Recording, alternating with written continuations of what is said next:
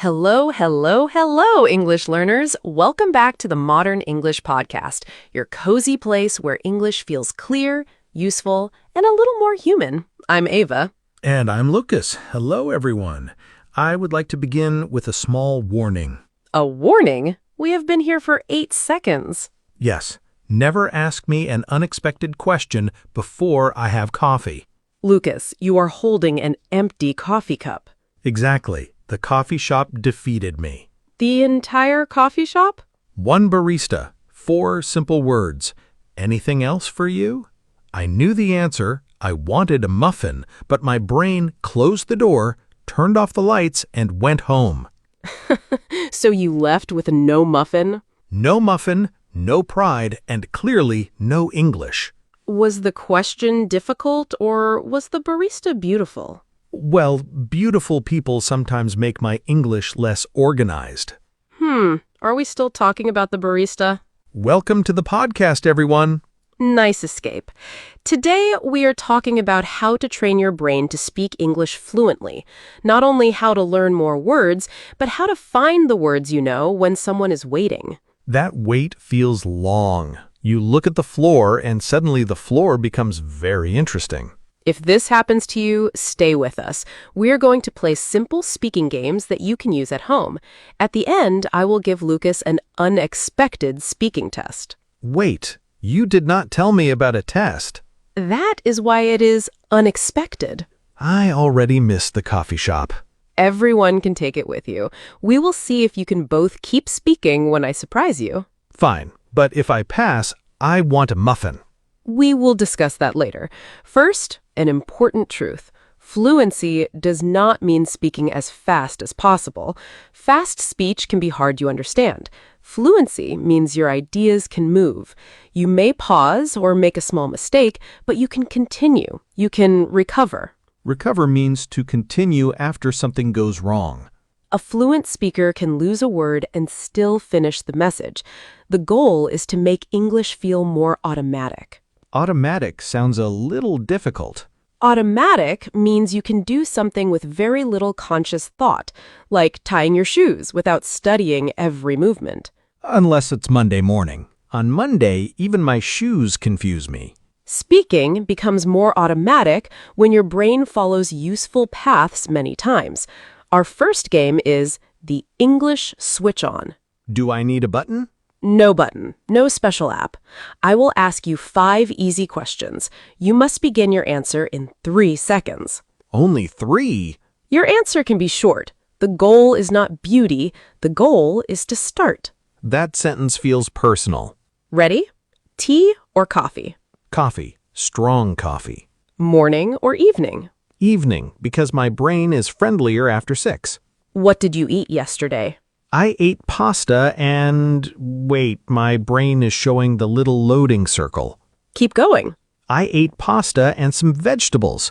The vegetables were there for emotional support. What are you doing after this podcast? I'm going back to the coffee shop to rescue my muffin. What made you smile today? That's easy. Something you said before we started recording. What did I say? We only have 5 questions, Ava. The game is over. A very convenient ending. See? My English is already faster. Your turn. Answer 3 questions out loud. What is near you? What must you do today? What made you smile this week? Begin each answer in 3 seconds. It does not need to be clever. My phone is near me. I need to buy milk. Simple is enough. This warm-up helps your brain enter English mode. Use it before a class, phone call, meeting, or conversation. The next idea can also make speaking easier. Keep small groups of words in your memory, not only single words. If 3 seconds feels short, begin with one word, such as today or usually. The first word can open the door. Better than standing outside the sentence and looking worried. Like friendly words that travel in a group? Exactly. We'll call them phrase pockets. A phrase pocket is a short group of words that helps you begin an idea. For example, the main reason is you don't build it word by word, you remember the whole group. Then I only need to add my idea. The main reason is I forgot. That needs a little work. Here are 4 useful phrase pockets. The main reason is, what happened was, if I had to choose, and that reminds me of... I like what happened was. It sounds perfect before a bad excuse. Let's test that. Why was your kitchen full of smoke? What happened was the smoke alarm reviewed my cooking before anyone else could. And was the review positive? It was loud, very loud. Next topic. Beach or mountains? If I had to choose, I would pick the mountains. They're quiet, cool, and far away from my smoke alarm. Good. Tell me why some learners freeze during a conversation. The main reason is they try to make a perfect answer before they say the first word. You are answering more quickly now. It's easier when the person asking the questions has a kind voice. That sounded like a phrase you prepared. Maybe I practiced the useful things. You are becoming suspiciously smooth today. Fluent, the word is. Fluent. Everyone, choose one phrase pocket and finish it now. The main reason is, or if I had to choose. Add one honest idea from your life. And if your words have ever disappeared at the worst possible moment, write "My words went on vacation" in the comments. We will know exactly what you mean. That may become a very large vacation group. If you enjoy practicing with us, tap like and subscribe to Modern English Podcast. Now, let's train your brain with the shrinking story. That sounds dangerous. Are you going to make my story tiny? Yes. You tell the same simple story 3 times. The first time, you have about a minute. The second time, 40 seconds. The third time, 25 seconds. So I must speak very fast. No, that is important. You do not race. You remove details you do not need. Each time, your brain already knows the road, so it can find the words with less effort. All right. I have an embarrassing story from yesterday. Of course you do. I was walking near a bakery when I saw a man across the street. He looked at me and waved. I did not know him, but I waved back with a huge smile. Then he looked confused. A woman behind me said, "Hi." The man was waving at her, not me.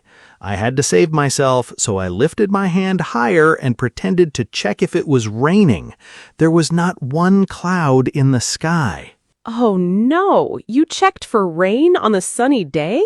Yes, it was the best plan my brain could produce. Now tell it again, but make it shorter. Yesterday, a stranger waved and I waved back. He was greeting someone behind me, so I pretended to check the sunny sky for rain. Sadly, the sky was completely clear. Better. Now the tiny version. A stranger waved and I waved back. He was greeting someone behind me, so I pretended to check the sunny sky for rain. It was not my finest moment. That final version was smooth and easy to follow. It also hurt less the third time. This game trains retrieval. Retrieve means to bring something out of your memory when you need it. The next time Lucas told the story, his choices were easier. My brain knew where the story lived. Choose a small story from your week. Maybe you missed a bus, burned lunch, or forgot your key. Tell it once, then again in less time.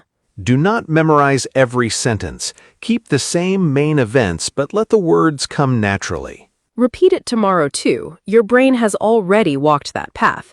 Now, another common problem. Someone asks, "Do you like cooking?" You say yes, then the conversation falls to the floor. Poor conversation. We can save it with the answer ladder. It has 4 small steps. First, answer. Second, give a reason. Third, add one small example. Fourth, ask the other person a question. Let's try it. Do you enjoy cooking? Sometimes. I enjoy it because it helps me relax. Last weekend, I made pasta with tomato sauce. What about you? I like cooking, but I hate washing dishes. Did you hear the ladder? We used simple words, but the answer kept moving. Answer, reason, example, question back. Yes, the path gives your brain a place to go next. Let's use another topic. Lucas, what are you doing this weekend? I may visit a bookstore. I like walking through quiet shops because it helps me slow down. Last time I stayed for 2 hours and bought one notebook. What about you? I may have dinner plans on Saturday. Oh, dinner plans. Yes. Nice. Very nice. Extremely normal information. Your English is fluent, but your face is asking 10 questions. I am not asking questions. I am simply processing information. Of course. Is it a work dinner? That is a fifth step called investigation. It is not part of the answer ladder. I was only helping the audience learn. How generous of you. Everyone, build your own answer ladder. What are you doing this weekend? Give your answer, one reason, one example, and then ask, what about you?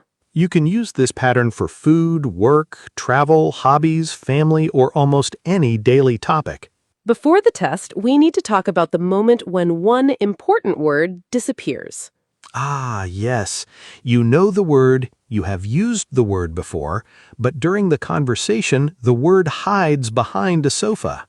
Then 6 hours later, when you're trying to sleep, your brain says, the word was umbrella. Thank you, brain. Very useful. Perfect timing. Instead of stopping, play the missing word rescue game. Describe the word in 3 ways. Say what we use it for, what it looks like, or where we usually find it.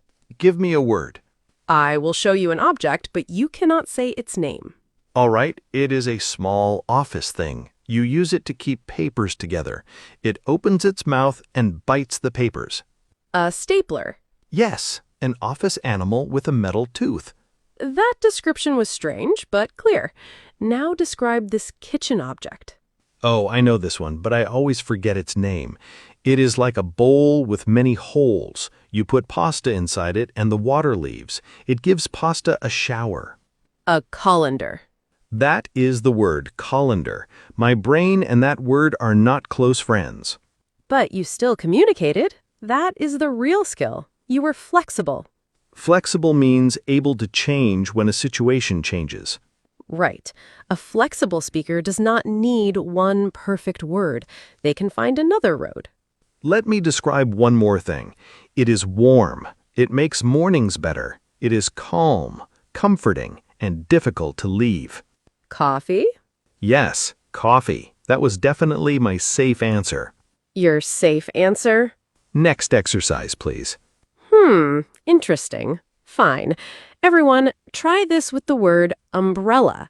Do not say the word. Explain what it does, what it looks like, and when people use it. You may say, it is something you carry when it rains. You hold it above your head. It opens like a little roof. Excellent. If you can describe a missing word, one forgotten word cannot end your conversation. Now let's meet the person who creates many speaking problems. The barista? No, your inner editor. Oh, that person is exhausting. Your inner editor is the voice in your mind that checks every sentence while you are still speaking. A little checking is useful. Too much checking can stop the message. I can demonstrate. Yesterday I went, but maybe I have gone? Wait, I had went. Lucas, your story is still standing at the front door. My inner editor will not let it enter. Tell the story once without stopping.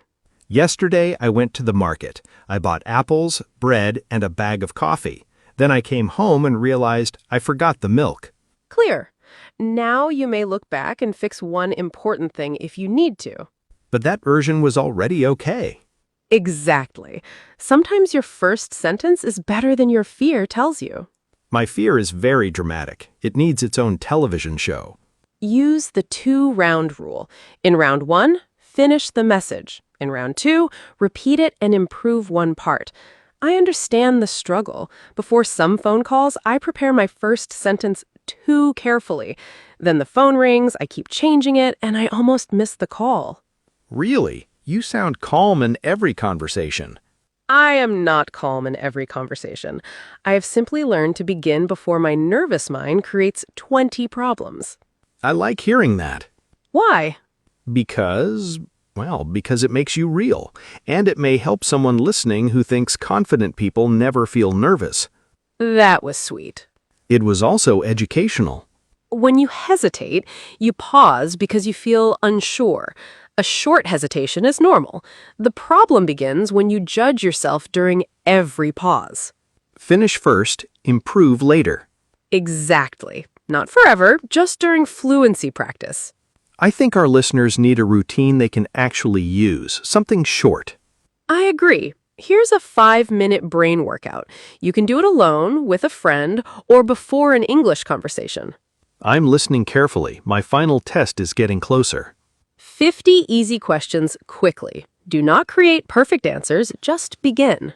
Minute 2, use 3 phrase pockets. For example, the main reason is, if I had to choose, and that reminds me of...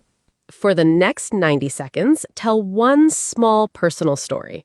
Then tell the same story again in 45 seconds. Keep the important parts and remove the extra details.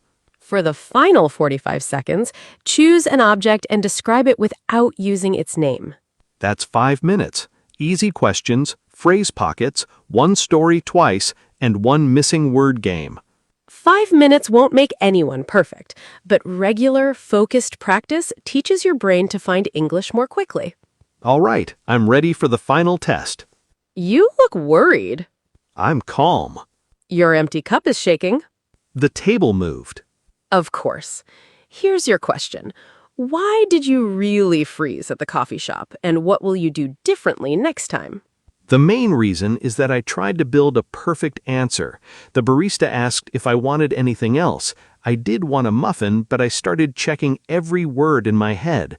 Next time, I will simply say, yes, a blueberry muffin, please.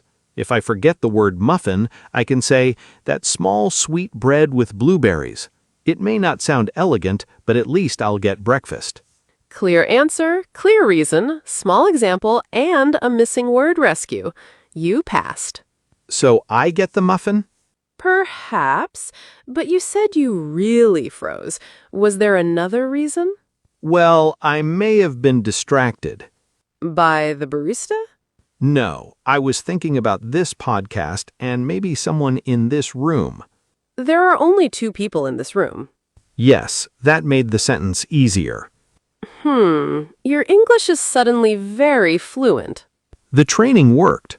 Or perhaps the pressure helped. What do you do when someone makes you nervous? Sometimes I ask them a difficult question and watch what happens. That explains this entire episode. Maybe it does. Are you going to answer my question? That is a 5th step called investigation, Lucas. You remembered my line. I remember useful things too. Well, now my English is becoming less organized again. Then this is the perfect time for our word tour. We only have a few challenging words and phrases today. First, retrieve. Retrieve means to bring something back from memory when you need it. I could not retrieve the word muffin at the coffee shop. Next, automatic. When something becomes automatic, you can do it with very little conscious thought. With practice, common English phrases can feel more automatic. Next, hesitate. To hesitate means to pause because you are not sure. I hesitated when Ava mentioned her dinner plans. That example was not necessary. It was honest and educational. Next, flexible. A flexible person can change when the situation changes. If you forget a word, use a flexible description instead. Next, recover. Recover means to continue after a problem. A fluent speaker may make a mistake, recover, and finish the idea. Next, phrase pocket. That is our name for a useful group of words you remember together, such as the main reason is. It helps your sentence begin moving. And finally, inner editor. This is the voice in your mind that checks and corrects your words. It can help after you speak, but it should not interrupt every sentence. That is our complete word tour. No long list today, only words connected to the practice. Before we leave, remember the main idea. You may already know enough English to say many useful things. Your brain simply needs practice finding that English during real moments. Warm up with easy questions. Keep useful phrases together. Repeat a small story. Build answers with a clear path. Describe a word when you cannot remember it. And let your inner editor wait until you finish. You do not need a perfect accent, a giant vocabulary, or a completely fearless mind. You need a message, a little courage, and regular speaking practice. Now we have a question for you. When does your English disappear? During a phone call, in a meeting, at a shop, or when you meet someone new? Write one easy sentence in the comments. My English disappears when, then finish it with your real answer. And if you stayed with us until the final test, add Lucas deserved the muffin. Yes, finally, justice. We read your comments, and your answers also help other learners feel less alone. If this episode made speaking feel easier, tap like, subscribe to Modern English Podcast, and share it with one friend who knows English but sometimes cannot find it. You can even try the 5-minute workout together. Just don't choose my waving story. That embarrassment belongs to me. Thank you for spending this time with us. Your English does not have to come out perfectly. Let it come out clearly, one real sentence at a time. And if your words go on vacation, stay calm. They probably left a description, a phrase pocket, or a muffin behind. Take care of yourself, keep practicing, and be patient with your brain. This was the Modern English Podcast with Ava and Lucas. We will see you in the next episode. Hopefully with coffee. And perhaps a muffin. That is the kindest thing you have said all day. Bye, everyone. Bye. Your next English conversation is waiting. Go surprise your brain.